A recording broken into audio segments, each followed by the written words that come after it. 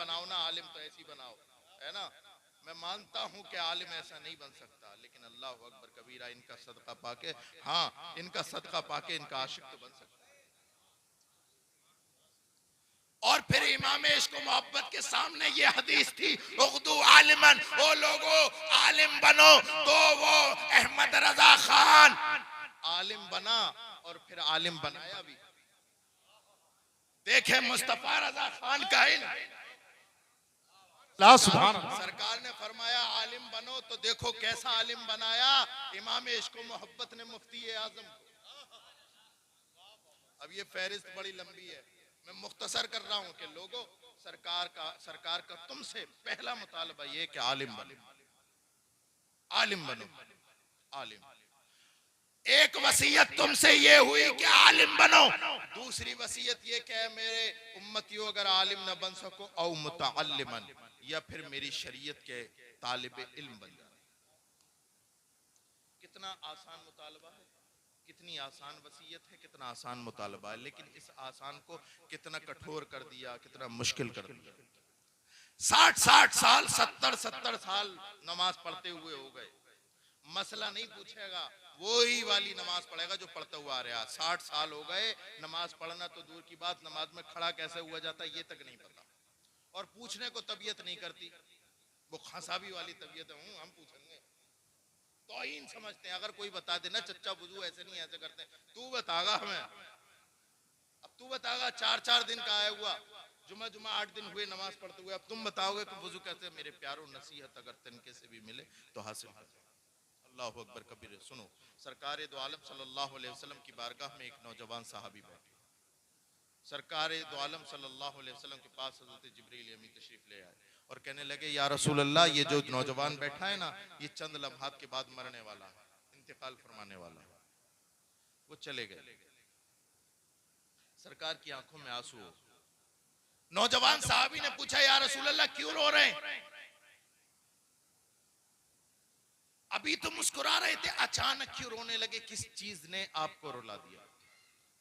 नौजवान साहबी ने जब ये सवाल किया तो सरकार ने बताया कि ए नौजवान साहबी सुन, अभी अभी जिब्रील अमी आए और ये बता के गए कि अब तू मरने वाला है चंद लम्हात के बाद। अल्लाह अकबर कबीरा। इतना सुनना था, वो साहबी दूर बैठे थे, रसूलुल्लाह के और करीब हो गए, और करीब हो गए, और करीब हो गए, और कहने लगे, या रसूल अल्लाह, अब मैं क्या अपने बाप के पास जाऊं या माँ के पास जाऊं? या रसूल अल्लाह, मुझे पता है कि इन लम्हात में मेरी माँ मेरे लिए इतनी मेहरबान नहीं जितना मेहरबान खुदा का रसूल है।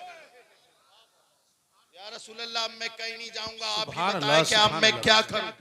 सुभान अल्लाह, सुभान अल्लाह। आप ही बताएं अब मैं क्या करूं? अल्लाह अकबर कबीरा। सरकार ने उस नौजवान सहाबी को और करीब किया और कहा कि नौजवान सहाबी सुन, इश्तगिल बित्ताल्लुम, सुन सुन सुन ले, अब तेरी जिंदगी के चंद लम्हात बचे हैं, तुझे शरीयत का जो मसाला याद नहीं है, सुन, तू पूछता जा, मैं मोहम्मदुर रसूलुल्लाह उसका जवाब देता जाऊं। मेरे प्यारो, रसूलुल्लाह ने जिंदगी के आखिरी लम्हे में भी तुम्हें अकेला नहीं छोड़ा, बल्कि ये कह दिया, और लोगों तुम्हें पता चल जाए कि तुम मरने वाले हो, तो तुम कुछ करके मत मरना। अगर कुछ करना चाहो तो मुस्तफा जाने रहमत की शरीयत का कम से कम एक मसला याद करके। तो 2 मुतालबे हो गए। तीसरा मुतालबा, ओ लोगो आलिम बनो या मुतालिम। तीसरा मुतालबा ये था कि ओ लोगो, अगर तुम आलिम भी न बन सको और मुतालिम भी न बन सको तो फिर इतना जरूर करना कि तुम गाने न सुनना, नचनियों के नाच न सुनना, बल्कि उन उलमा को सुनना कि जब वो बोलते हैं तो या तो अल्लाह का कलाम पढ़ते हैं या रसूलुल्लाह की हदीस पढ़ते हैं। अल्लाह का कलाम या रसूलुल्लाह की हदीस। यानी तीसरे नंबर पे भी सरकार ने आलिम के कदमों में लाके बिठा दिया। ऐ लोगों, कम से कम इतना करना कि आलिमों को सुनना। लेकिन वो कौम कि जिसके नबी 14 सदियों पहले ये बता गए कि ओ लोगों, सिर्फ अगर तुम कुछ सुनना चाहो तो आलिम को सुनना। अल्लाह अकबर। अफसोस तो तब हुआ जिसने अपने नबी की इस बात को छोड़ करके गाने सुनने पर आमादा हो गया। गाने सुनने पर आमादा हो गया, उसने अपने नबी की शरीयत के आलिमों को नहीं सुना बल्कि गानों को सुना। और गाने भी कैसे?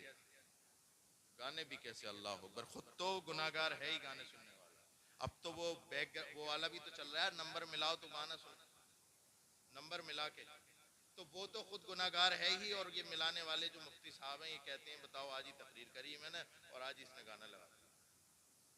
ये बात मैं बता रहा हूँ, ये बात हजरत बड़ी मोहतरम हजरात बड़ी तवज्जो से सुनो, ये बात मियां मोहम्मद की बात नहीं, ये हजरत मोहम्मद की बात है। ये बात बनु उमय्या की बात नहीं, ये सैयदुल अंबिया की बात है। सरकार 14 सदियों पहले बता गए, वो लोगों मेरी उम्मत को 4 फितने ऐसे होंगे जो मेरी उम्मत को हलाक बर्बाद कर देंगे। आखिरुहा अलगिना, चौथा फितना ऐसा होगा जिसकी वजह से मेरी उम्मत हलाक और बर्बाद हो जाएगी, वो है गाना। गाना 14 सदियों पहले बता गए नबी। अब ये बताओ कौन सी ऐसा ट्रक है, कौन सा ऐसा टेम्पो है, कौन सी ऐसी कार है, कौन सी ऐसी सवारी है जिसमें गाना नहीं, कौन सी ऐसी छत है कि जिसपे 2-2 डिशे नहीं, कौन सी ऐसी दीवार है जिसपे एलसीडी टीवी नहीं, कौन सा ऐसा मोबाइल है कि जिसमें गाना नहीं। हम चारों तरफ गाने की नहूसत से भरे पड़े। और वो टेम्पो वाला सुबह ही सुबह फजर की नमाज के बाद जब उसने स्टार्ट किया तो साथ ही उसने गाना भी स्टार्ट कर दिया। ये तमाम सवारी वाले, ये बस वाले सारा दिन गाना गाना गाना। कमबख्त शाम को उतने पैसे कमा के नहीं लाते जितनी लानतें कमा के लाते, जितनी लानतें कमा के लाते हैं। अल्लाह अकबर कबीरा। ए लोगो, अगर तुम्हें कुछ सुनना ही है ना तो इस गाने की नहुसत को खत्म करो। सरकार फरमाते हो लोगो, जिस तरीके से पानी सब्जे को उगाता है इसी तरीके से ये जो गाना है ना ये दिल में निफाक को उगाता है। आज कहते हो ना भाई भाई का नहीं रहा, भाई भाई का नहीं रहा, रिश्तेदार रिश्तेदार का नहीं रहा। क्यों रहे? इसलिए कि ये जो गाने ने निफाक पैदा कर दिया। जब कोई घर गाने से खाली नहीं, कोई सवारी गाने से खाली नहीं, कोई मोबाइल गाने से खाली नहीं, तो फिर कोई दिल निफाक से खाली कैसे मिलेगा? हर तरफ हम इस गाने की नहुसत से। लेकिन मेरे प्यारो, अगर तुम्हें कुछ सुनना ही है तो आलिम को सुनो। तो सरकार की 3 वसीयतें, आलिम बनो या मुतालिम बनो या आलिम को सुनने वाला बनो। चौथी और आखिरी वसीयत, बात खत्म कर लो। चौथी और आखिरी वसीयत ये थी कि लोगों, अगर तुम आलिम भी ना बन सको, तालिबे इल्म भी ना बन सको, या उलमा को सुनने वाला भी ना बन सको, तो फिर ऐसा करना कि इन उलमा की मोहब्बत करने वाला बन जाना। चौथे नंबर पे सरकार ने फिर भी उलमा से बांध दिया, क्या लोगों कम से कम आलिम से मोहब्बत करने वाला बन जाना। अब ये तो सबसे सस्ता काम है ना, आलिम से मोहब्बत करना। ना जो है मदरसे में जाना पड़ रहा, ना आलिम की तकरीर सुननी पड़ रही, ना मसला पूछना पड़ रहा। मोहब्बत की क्या बात है, वो तो घर बैठे भी हो जाएगी। लेकिन मेरे प्यारो, कम से कम वो मोहब्बत दिखाओ तो। कसम खुदा की, अगर तुमने उलमा को उनका हक दे दिया तो इस उम्मत में खुद ब खुद उलमा की तादाद बढ़ती चली जाएगी। आपको बड़ा सरमायादार और ओहदेदार तो आपकी आंखों में जचता है, नहीं जचता तो मुस्तफा की शरीयत का आलिम नहीं जचता।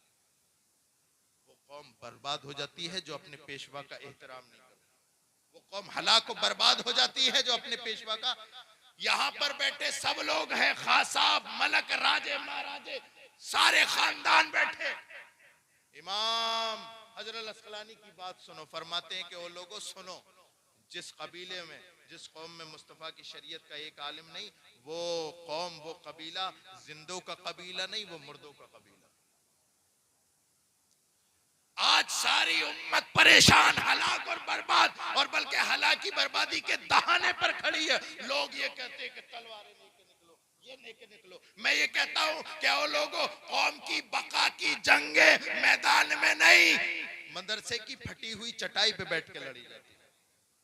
अपने बच्चों का रुख मदारिस की तरफ करो, इल्म दीन की तरफ करो, ताकि तुम्हें कामयाबी मिले। लेकिन होगा कब? जब तुम उलमा से मोहब्बत करने वाले बनोगे। अपने नबी की 4 वसीयतें याद रखो, उग़्दु आलिमन औ मुतअल्लिमन औ मुस्तमियान औ मुहिब्बन ला। सरकार फरमाते 4 बनना, 5वें ना बनना। यानी अगर तुम कुछ बनना चाहो इन 4 में से ही बनना, अगर 5वां बनोगे तो हलाक।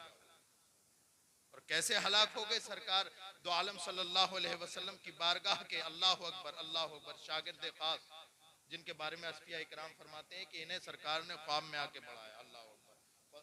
इमाम हजरत अस्कलानी फरमाते हैं कि जो आलिम से नफरत करता है अल्लाह उसकी 7 पुश्तों पे लानत भेजता है। कैसे होगा मुमकिन? लेकिन अल्लाह अकबर, जो मोहब्बत करने वाले ना उलमाए किराम से, वो क्या कहेंगे कल क़यामत में, आलिम साहब सुनो, हमने आपसे मोहब्बत की थी, हमने आपको वुजू करने के लिए पानी दिया था। अल्लाह अकबर कबीरा। अल्लाह फरमाएगा इसे वुजू कराने वाले को भी आलिम ले जा जन्नत में।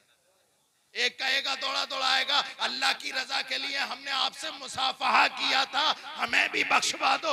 आलिम कहेगा मौला इसे भी बख्श दे। अल्लाह फरमाएगा तू भी जा, इसे भी ले जा। तो उलमा से मोहब्बत करने वाले बने और कुरान मजीद की वो आयत जहन में रखें, अफला यतदब्बरून अल कुरान अम अला कुलूबिन अक़फ़ालुहा। ऐ लोगों, कुरान पाक को पढ़ते क्यों नहीं, उसमें गौर व फिक्र और तदब्बुर करते क्यों नहीं? क्या तुम्हारे दिलों पर ताले लगे हुए हैं? मेरे प्यारों, अपने दिलों पर लगे हुए तालों को खोलो, अपने बच्चों को इल्म दीन से आरास्ता पैरास्ता करो, ताकि तुम्हारे दिल पे लगे हुए ताले खुल जाएं और तुम्हें रसूलुल्लाह सल्लल्लाहु अलैहि वसल्लम की रजा हासिल हो। और जब मरो तो इमाम इश्क मोहब्बत का ये शेर गाते हुए जाओ, लहद में इश्क रुखे शेख दाग लेके चले, अंधेरी रात सुनी थी चराग लेके।